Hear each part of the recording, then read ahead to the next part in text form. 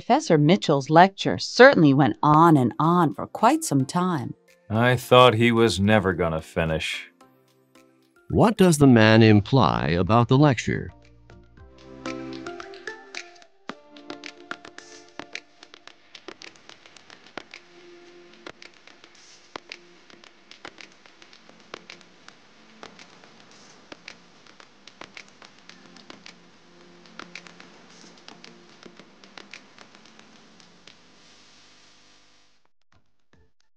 Professor Mitchell's lecture certainly went on and on for quite some time.